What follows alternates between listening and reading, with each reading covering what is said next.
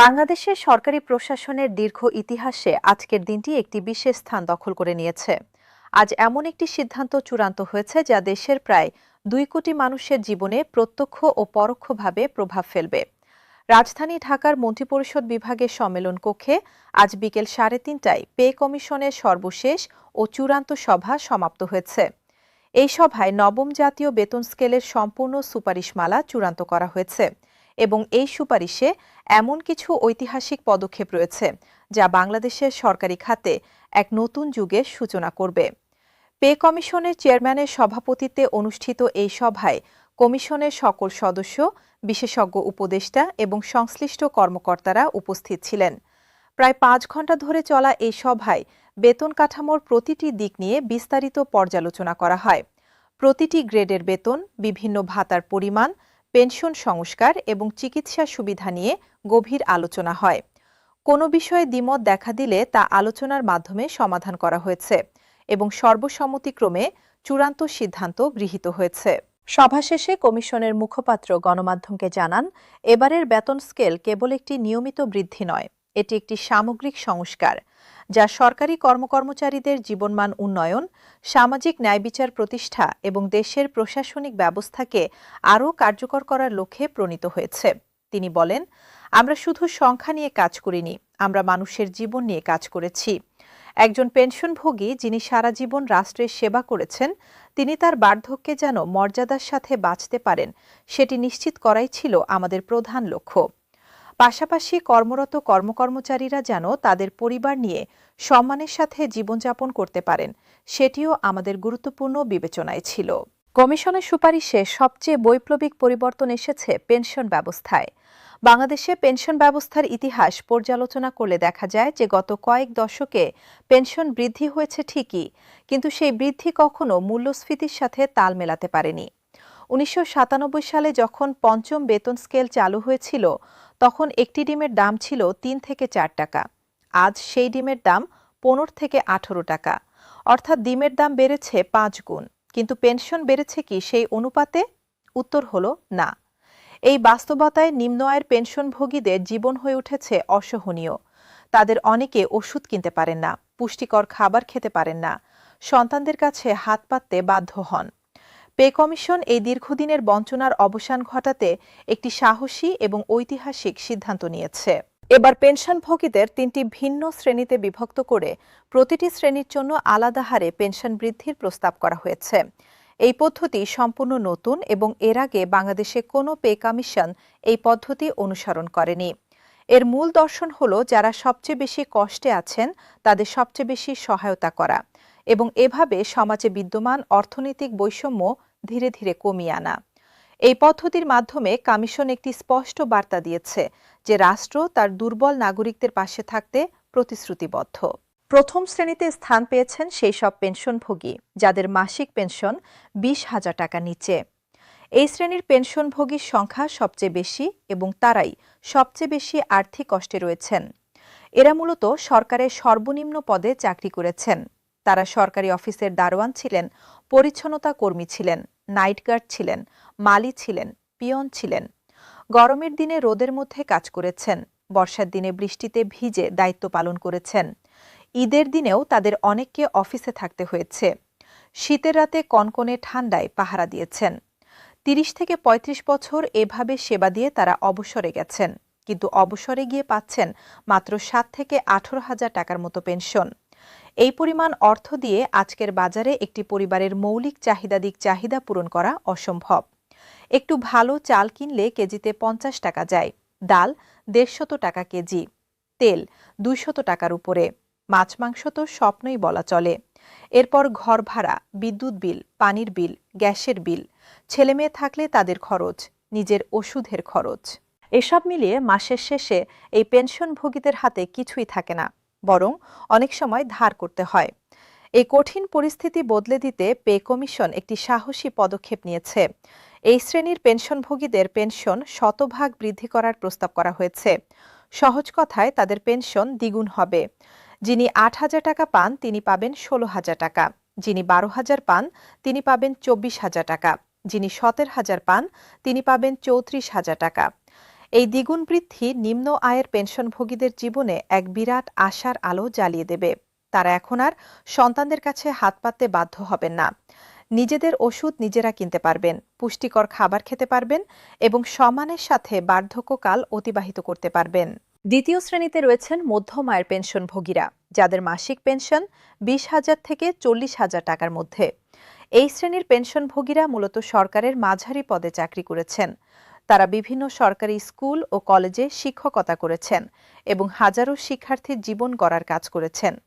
তারা সরকারি হাসপাতালে নার্স হিসেবে রোগীদের সেবা করেছেন, উপজেলা ও জেলা পর্যায়ে প্রশাসনিক দায়িত্ব পালন করেছেন, কৃষি বিভাগে কাজ করে কৃষকদের পাশে থেকেছেন, স্বাস্থ্য বিভাগে কাজ করে গ্রামের মানুষের স্বাস্থ্যসেবা নিশ্চিত করেছেন।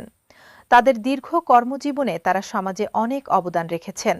তবে অবসরে গিয়ে তারা যে পেনশন পান তা বর্তমান জীবনযাত্রার ব্যয়ের তুলনায় পর্যাপ্ত নয়। বিশেষত যারা শহরে বসবাস করেন তাদের জন্য পরিস্থিতি আরও কঠিন। ঢাকায় একটি সাধারণ বাসার ভাড়া 15 থেকে 20,000 টাকা। এর সাথে ইউটিলিটি বিল যোগ করলে মাসে 25,000 টাকার মতো শুধু বাসায় থাকার খরচ হয়। তারপর খাবার, ওষুধ এবং অন্যান্য খরচ। এই শ্রেণীর পেনশনভোগীদের জন্য 75% পেনশন বৃদ্ধির সুপারিশ করা হয়েছে। উদাহরণস্বরূপ, যিনি 22,000 টাকা পেনশন পান তিনি নতুন স্কেলে পাবেন 38,500 টাকা। যিনি 30,000 টাকা পান তিনি পাবেন 52,500 টাকা। যিনি 37,000 টাকা পান তিনি পাবেন 64,750 টাকা। এই বৃদ্ধি তাদের জীবনে উল্লেখযোগ্য পরিবর্তন আনবে এবং তারা স্বাচ্ছন্দ্যের সাথে জীবনযাপন করতে পারবেন। তৃতীয় শ্রেণীতে রয়েছেন উচ্চ আয়ের পেনশনভোগীরা, যাদের মাসিক পেনশন 40,000 টাকার উপরে। এরা মূলত সরকারের উচ্চপদস্থ কর্মকর্তা ছিলেন, সচিবালয়ে গুরুত্বপূর্ণ পদে দায়িত্ব পালন করেছেন, জেলায় জেলায় প্রশাসন পরিচালনা করেছেন, বিভিন্ন নীতি প্রণয়নে অবদান রেখেছেন। তারা দেশের উন্নয়নে গুরুত্বপূর্ণ ভূমিকা পালন করেছেন। তাদের মেধা, শিক্ষা ও দক্ষতার স্বীকৃতিস্বরূপ তারা তুলনামূলক ভালো পেনশন পান। তবে মূল্যস্ফীতির কারণে তাদেরও বৃদ্ধিটি প্রয়োজন। তাদের জন্য 55% হারে পেনশন বৃদ্ধির সুপারিশ করা হয়েছে। যিনি 50,000 টাকা পেনশন পান তিনি নতুন স্কেলে পাবেন 77,500 টাকা। যিনি 65,000 টাকা পান তিনি পাবেন 1,07,500 টাকা। যিনি 80,000 টাকা পান তার পেনশন হবে 1,24,000 টাকা। এই স্তরভিত্তিক পদ্ধতি অনুসরণ করে কমিশন নিশ্চিত করেছে যে প্রতিটি শ্রেণীর পেনশনভোগী তার প্রয়োজন ও পরিস্থিতি অনুযায়ী সুবিধা পাবেন এবং সমাজে আয় বৈষম্য কমে আসবে। পেনশন বৃদ্ধির পাশাপাশি চিকিৎসা ভাতা বৃদ্ধি পেয়ে কমিশনের সুপারিশের আরেকটি অত্যন্ত গুরুত্বপূর্ণ এবং মানবিক দিক। বার্ধক্যে মানুষ যে সমস্যার মুখোমুখি হন তার মধ্যে সবচেয়ে বড় এবং ভয়াবহ সমস্যা হল স্বাস্থ্য সমস্যা। শুধু শারীরিক কষ্টের কারণে নয়, বরং চিকিৎসার ব্যয় মেটাতে না পারার কারণেও অনেক প্রবীণ মানুষ মানসিক যন্ত্রণায় ভোগেন। তারা জানেন যে তাদের ওষুধ দরকার, ডাক্তার দেখানো দরকার, পরীক্ষা নিরীক্ষা করানো দরকার, কিন্তু টাকা নেই। তাই চুপ করে কষ্ট সহ্য করেন অথবা সন্তানদের বোঝা হওয়ার ভয়ে চিকিৎসা না নিয়ে রোগ বাড়িয়ে ফেলেন। 75 বছরের পর একজন মানুষের শরীরে কি কি সমস্যা থাকে তা ভাবলেই বোঝা যায় চিকিৎসা ভাতা কতটা গুরুত্বপূর্ণ। এই বয়সে সাধারণত ডায়াবেটিস থাকে, উচ্চ রক্তচাপ থাকে, হৃদরোগ থাকে, কিডনির সমস্যা থাকে, অস্থিসন্ধির ব্যথা থাকে, চোখে ছানি থাকে, কানে কম শোনার সমস্যা থাকে। একজন বয়স্ক মানুষ প্রতিদিন সকালে ঘুম থেকে উঠে মুঠো মুঠো ওষুধ খান। শুধু ডায়াবেটিসের ওষুধেই মাসে 2 থেকে 3,000 টাকা যায়। উচ্চ রক্তচাপের ওষুধে আরও 1.5 থেকে 2,000 টাকা, হৃদরোগের ওষুধে 3 থেকে 5,000 টাকা, কিডনির ওষুধে আলাদা খরচ, ব্যথানাশক, ভিটামিন, ক্যালসিয়াম ট্যাবলেট এসব মিলিয়ে শুধু ওষুধেই মাসে 10 থেকে 12,000 টাকা খরচ হয়। এর উপরে মাসে 2-3 বার ডাক্তার দেখানো, রক্ত পরীক্ষা, ইসিজি বা অন্যান্য পরীক্ষা মিলিয়ে মোট চিকিৎসা ব্যয় দাঁড়ায় 15 থেকে 20,000 টাকায়। বর্তমানে পেনশনভোগীরা যে 3 থেকে 5,000 টাকা চিকিৎসা ভাতা পান তা দিয়ে এই বিশাল খরচের কতটুকু মেটানো সম্ভব তা সহজেই অনুমেয়। এই অসহায় পরিস্থিতি পরিবর্তন করতে পে কমিশন একটি যুক্তিসঙ্গত এবং প্রয়োজন ভিত্তিক চিকিৎসা ভাতার ব্যবস্থা প্রস্তাব করেছে। যাদের বয়স 75 বছর বা তার বেশি তাদের জন্য মাসিক চিকিৎসা ভাতা 10,000 টাকা নির্ধারণ করা হয়েছে। এটি বর্তমান ভাতার প্রায় দ্বিগুণ থেকে 3 গুণ বৃদ্ধি। এই 10,000 টাকা দিয়ে একজন প্রবীণ মানুষ তার নিয়মিত ওষুধের বড় অংশ কিনতে পারবেন, মাসে একবার ডাক্তারের কাছে যেতে পারবেন, প্রয়োজনীয় পরীক্ষা নিরীক্ষা করাতে পারবেন। যদিও এই অর্থ তার সমস্ত চিকিৎসা ব্যয় মেটাবে না, কিন্তু পেনশনের সাথে যোগ হলে পরিস্থিতি অনেকটাই স্বস্তিদায়ক হবে। অন্তত চিকিৎসার কথা ভেবে সন্তানদের কাছে হাত পাততে হবে না। 55 বছরের কম বয়সী পেনশনভোগী এবং পারিবারিক পেনশনভোগীদের জন্য 5,000 টাকা চিকিৎসা ভাতার প্রস্তাব করা হয়েছে। পারিবারিক পেনশনভোগীদের একটি বড় অংশ হলেন বিধবা মহিলা। তাদের স্বামী সরকারি চাকরি করতেন এবং মৃত্যুর পর তারা স্বামীর পেনশনের অর্ধেক বা কিছু অংশ পাচ্ছেন। এই মহিলারা অনেকেই একাকী বসবাস করেন, সন্তানরা বিভিন্ন শহরে থাকেন এবং তাদের দেখার সুযোগ কম হয়। তারা স্বাস্থ্য সমস্যায় পড়লে প্রায় একাই সামলানোর চেষ্টা করেন। 5,000 টাকা চিকিৎসা ভাতা পেলে তারা অন্তত নিজের ওষুধ নিজে কিনতে পারবেন এবং মাসে একবার হলেও ডাক্তারের কাছে যেতে পারবেন। এই বয়সভিত্তিক চিকিৎসা ভাতা ব্যবস্থা সত্যিকার অর্থেই মানবিক এবং প্রশংসার দাবিদার। পেনশনভোগীদের এই ব্যাপক সুবিধার পাশাপাশি কর্মরত সরকারি কর্মচারীদের বেতন বৃদ্ধিতেও নবম বেতন স্কেল একটি যুগান্তকারী পরিবর্তন এনেছে। 20তম গ্রেডে অর্থাৎ সর্বনিম্ন পদে নতুন যোগদানকারী একজন কর্মচারীর মূল বেতন নির্ধারণ করা হয়েছে 20,250 টাকা। বর্তমান অষ্টম বেতন স্কেলে এই পদের মূল বেতন মাত্র 8,500 টাকা, যা দিয়ে ঢাকা বা চট্টগ্রামের মতো বড় শহরে ঘর ভাড়াও হয় না। একজন চতুর্থ শ্রেণীর কর্মচারী চাকরিতে যোগ দেওয়ার পরও বছরের পর বছর আর্থিক কষ্টে থাকেন। অনেকে বস্তিতে থাকেন, না খেয়ে দিন পার করেন, বা পরিবারকে গ্রামে রেখে একা শহরে থাকেন। এই অবস্থার অবসান হবে নতুন বেতন স্কেলে। 20,250 টাকা মূল বেতনের সাথে বাড়ি ভাড়া ভাতা 10,125 টাকা, চিকিৎসা ভাতা 2,000 টাকা এবং যাতায়াত ভাতা 1,500 টাকা যোগ হলে মাসিক মোট বেতন দাঁড়াবে প্রায় 33 থেকে 34,000 টাকা। এই পরিমাণ অর্থ একজন নতুন কর্মচারীকে একটি সম্মানজনক জীবন শুরু করার সুযোগ দেবে। দশম থেকে ষষ্ঠ গ্রেডের কর্মকর্তারা যারা বিভিন্ন মন্ত্রণালয়, অধিদপ্তর এবং জেলা পর্যায়ে কাজ করছেন, তাদের মূল বেতন হবে 30,000 থেকে 50,000 টাকার মধ্যে। তাদের সাথে বিভিন্ন ভাতা যোগ হলে মোট বেতন 50,000 থেকে 75,000 টাকার মধ্যে হবে। পঞ্চম থেকে তৃতীয় গ্রেডের কর্মকর্তাদের মূল বেতন হবে 50 থেকে 65,000 টাকার মধ্যে এবং ভাতাসহ মোট বেতন হবে 85,000 থেকে 1 লাখ টাকার মতো। দ্বিতীয় ও প্রথম গ্রেডের কর্মকর্তাদের মূল বেতন 65 থেকে 75,000 টাকা এবং ভাতাসহ মোট বেতন হবে 1 লাখ থেকে 1,20,000 টাকার মতো। সর্বোচ্চ পদে সচিব পর্যায়ের কর্মকর্তাদের মূল বেতন 1,10,000 টাকার উপরে নির্ধারণ করা হতে পারে। এই বেতন কাঠামো সরকারি চাকরিকে একটি আকর্ষণীয় পেশায় পরিণত করবে এবং বেসরকারি খাতের সাথে প্রতিযোগিতায় সক্ষম হবে। নতুন বেতন কাঠামোতে আরও কিছু গুরুত্বপূর্ণ পরিবর্তন আনা হয়েছে, যা এর আগের বেতন স্কেলগুলোতে ছিল না। বিশেষভাবে মহিলা কর্মচারীদের জন্য কিছু বিশেষ সুবিধার প্রস্তাব করা হয়েছে। শিশু লালন পালন ভাতা বৃদ্ধি করা হয়েছে। প্রতিবন্ধী কর্মচারীদের জন্য বিশেষ ভাতার ব্যবস্থা রাখা হয়েছে। দূরবর্তী ও প্রত্যন্ত অঞ্চলে কর্মরত কর্মচারীদের জন্য বিশেষ প্রণোদনার প্রস্তাব করা হয়েছে। শিক্ষাগত যোগ্যতার ভিত্তিতে বেতন নির্ধারণে নতুন নিয়ম করা হয়েছে। এই পরিবর্তনগুলো সরকারি চাকরিকে আরও আধুনিক এবং কর্মী বান্ধব করে তুলবে। পে কমিশন এই সুপারিশমালা প্রস্তুত করতে প্রায় 2 বছর ধরে অক্লান্ত পরিশ্রম করেছে।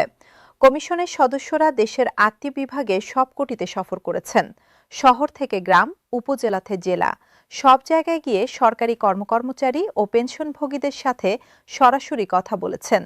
তাদের জীবনের গল্প শুনেছেন, কষ্টের কথা শুনেছেন, স্বপ্নের কথা শুনেছেন। একজন বৃদ্ধ পেনশনভোগী যিনি 40 বছর আগে সরকারি চাকরিতে যোগ দিয়েছিলেন এবং আজ মাত্র 10,000 টাকা পেনশনে দিন কাটাচ্ছেন, তার জীবনের বাস্তবতা কমিশনকে গভীরভাবে স্পর্শ করেছে। একজন তরুণ কর্মচারী যিনি সরকারি চাকরিতে যোগ দিয়ে 8,000 টাকা বেতনে ঢাকায় একটি ছোট্ট ঘরে কষ্টে দিন কাটাচ্ছেন, তার হতাশার কথা শুনে কমিশন বুঝেছে কেন মেধাবীরা সরকারি চাকরি থেকে মুখ ফিরিয়ে নিচ্ছেন। এই বাস্তব অভিজ্ঞতাগুলোই কমিশনকে একটি সাহসী এবং সুদূর প্রসারী সুপারিশ প্রণয়নে অনুপ্রাণিত করেছে। বিভিন্ন সরকারি কর্মচারী সংগঠন, পেনশনভোগী ফোরাম এবং পেশাজীবী সংস্থার সাথে অনেকগুলো বৈঠক করা হয়েছে। তাদের দাবি দেওয়া, মতামত এবং পরামর্শ সুপারিশে প্রতিফলিত হয়েছে। দেশের বিশিষ্ট অর্থনীতিবিদ ডক্টর আতিউর রহমান, ডক্টর সেলিম রায়হান এবং অন্যান্য বিশেষজ্ঞদের পরামর্শ নেওয়া হয়েছে।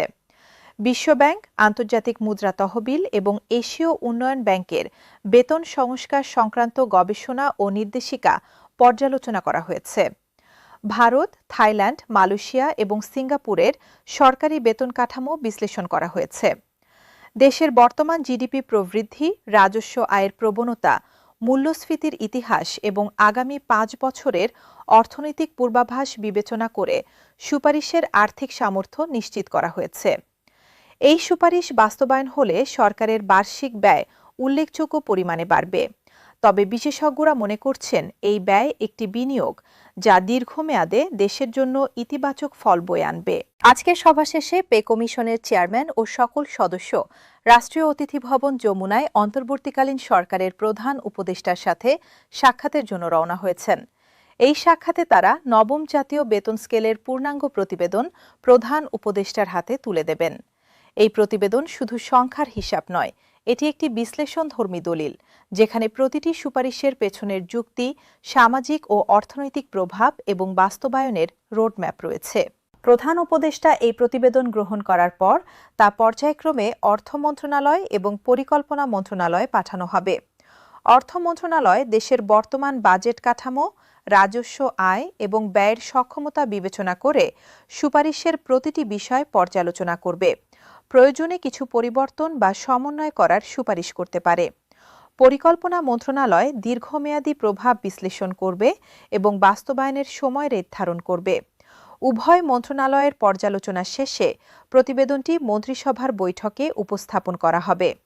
মন্ত্রিসভার অনুমোদন পেলে রাষ্ট্রপতির সম্মতির পর সরকারি গেজেট আকারে প্রকাশিত হবে এবং আনুষ্ঠানিকভাবে নতুন বেতন স্কেল কার্যকর হবে। সংশ্লিষ্ট সূত্র নিশ্চিত করেছে যে সরকার এই পুরো প্রক্রিয়া সম্পন্ন করতে সর্বোচ্চ দ্রুততা অবলম্বন করবে, কারণ সরকার জানে লক্ষ লক্ষ মানুষ এই মুহূর্তে উদগ্রীব হয়ে অপেক্ষা করছেন। আশা করা হচ্ছে আগামী 2 থেকে 3 সপ্তাহের মধ্যে মন্ত্রণালয়গুলোর পর্যালোচনা সম্পন্ন হবে এবং এরপর মন্ত্রিসভার বৈঠক ডাকা হবে। মন্ত্রিসভার অনুমোদনের পর 2 সপ্তাহের মধ্যে গেজেট প্রকাশিত হতে পারে। নতুন বেতন স্কেল কোনো তারিখ থেকে কার্যকর হবে সে বিষয়ে এখনও আনুষ্ঠানিক ঘোষণা আসেনি। তবে অনেকে মনে করছেন আগামী এপ্রিল থেকে কার্যকর হতে পারে। কেউ কেউ জুলাই মাসের কথাও বলছেন। যদি বকেয়া পরিশোধ করা হয় তাহলে জানুয়ারি থেকে কার্যকর করে বকেয়া দেওয়া হতে পারে। তবে সরকার যে তারিখ নির্ধারণ করুক না কেন, বেতন স্কেল অনুমোদনের খবরটি কর্মচারী ও পেনশনভোগীদের কাছে সবচেয়ে বড় সুখবর হবে। দেশে প্রায় 15 লাখ সরকারি কর্মচারী এবং 7 লাখের কাছাকাছি পেনশনভোগী এই বেতনতম স্কেলের সরাসরি সুবিধা পাবেন। তাদের পরিবারের সদস্য মিলিয়ে প্রায় 1,10,00,000 মানুষের জীবনে এই বেতন স্কেল প্রত্যক্ষ প্রভাব ফেলবে। আরও পরোক্ষভাবে এই বেতন বৃদ্ধি দেশের সামগ্রিক অর্থনীতিতে ইতিবাচক প্রভাব ফেলবে। সরকারি কর্মচারীদের ক্রয় ক্ষমতা বাড়বে, তারা বাজার থেকে বেশি পণ্য কিনবেন, ছেলেমেয়েদের ভালো স্কুলে পড়াবেন, বাড়িতে নতুন জিনিসপত্র কিনবেন।